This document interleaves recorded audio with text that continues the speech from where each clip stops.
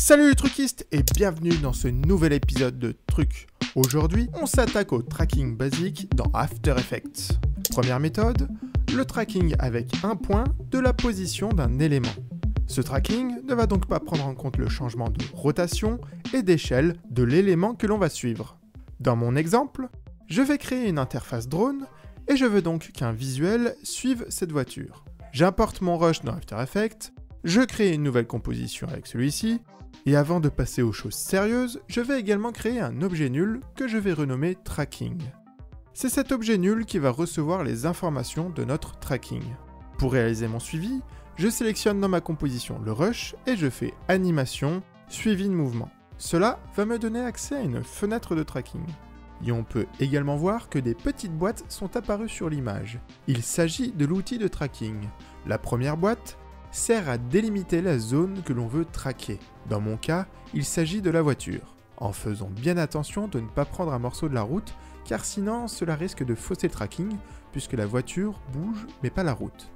La deuxième boîte est la zone de recherche. En gros, on indique où le logiciel doit chercher ce qui correspond à la première boîte dans l'image d'après. Donc si la voiture était super rapide et que l'image d'après elle se trouve là, eh bien il faut que ma zone de recherche englobe cet endroit. Dans mon cas, la voiture n'avance pas beaucoup entre chaque image, donc je peux avoir une zone de recherche plus petite. Et c'est tant mieux, car plus la zone est grande, plus cela va prendre du temps à calculer le suivi. Je lance mon tracking en appuyant sur ce petit bouton play, et si jamais il y a un bug, je peux mettre pause à tout moment, revenir en arrière, replacer mon point, et relancer le tracking. Une fois le tracking terminé, je vérifie que la cible est mon objet nul, et si ce n'est pas le cas, je viens le sélectionner comme ceci, puis je peux l'appliquer pour valider mon tracking qui va donc venir se greffer sur la cible sélectionnée, en l'occurrence notre objet nul. On peut voir que l'objet nul suit le mouvement de la voiture, et c'est parfait. Je peux importer mes visuels, les positionner, et là, si j'avance dans la timeline, rien ne se passe. Et c'est normal car il faut que je parente mon visuel à l'objet nul comme ceci. Cette action va dire à ce calque de reproduire les mouvements de l'objet nul. Je peux donc rajouter différents éléments et tous les parenter au même objet nul. Je peux également, si besoin, créer un deuxième objet nul et refaire un nouveau tracking pour une autre voiture par exemple. Une fois le tracking terminé, bien sélectionner comme cible le deuxième objet nul et l'appliquer. Et là, si je parente ce visuel à celui-ci, j'ai donc deux sources de tracking différentes. Deuxième méthode, le tracking à 2 points avec les informations de rotation et d'échelle. La méthode est presque la même que la première. J'importe mon rush, je fais une composition, je crée un objet nul, et avec le rush sélectionné, je fais animation, suivi de mouvement. Mais cette fois-ci, je vais cocher la case rotation et si besoin, échelle. Cela va me créer un deuxième point de tracking. C'est donc ce deuxième point qui va permettre de comprendre la rotation et l'échelle de l'élément à suivre. Si les deux points se rapprochent entre eux, c'est que le sujet s'éloigne de la caméra. Et inversement, si les deux points s'éloignent, c'est que le sujet se rapproche de la caméra. Alors, petit conseil quand on traque un visage, ne jamais se servir des pupilles, mais des coins des yeux.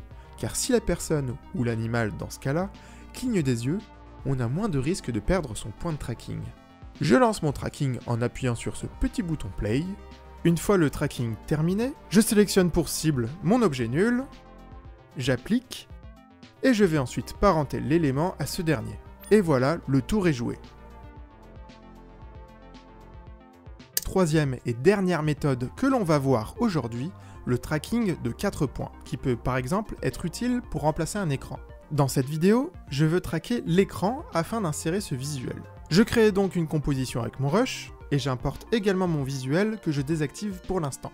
Cette fois-ci, pas besoin d'objet nul, car on va appliquer le tracking directement au visuel de l'écran. Car le tracking 4 points va en fait appliquer une déformation à ce dernier. Je fais donc animation, suivi de mouvement, et là je sélectionne tracking 4 points perspective. Je me retrouve avec 4 points de tracking, et ça tombe bien, car j'ai 4 repères faciles à traquer sur mon écran. Si vous n'avez pas de repères, pas de panique, les 4 coins de l'écran devraient également faire l'affaire. Par contre, même si je fais mon tracking depuis ces 4 points, ce sont les petites croix qui vont servir de repères pour appliquer la déformation à notre visuel. Et on veut donc indiquer les 4 coins de notre écran en déplaçant les petites croix. En gros, on a donc nos boîtes qui vont faire le tracking, puis appliquer la déformation en se basant sur la position des croix.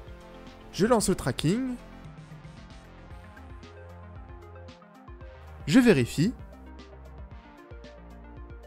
et si tout va bien, je sélectionne mon visuel d'écran comme cible,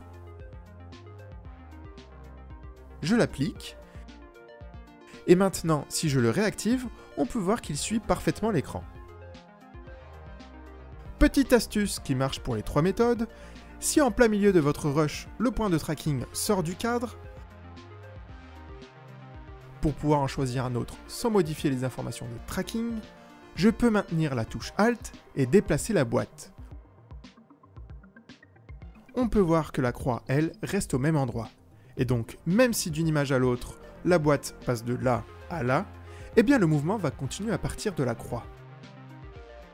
Aucune rupture. Et voilà, c'est tout pour cet épisode de Truc. On verra la prochaine fois le tracking 3D dans After Effects. En attendant, n'hésitez pas à vous abonner et à nous suivre sur Twitter. Ciao!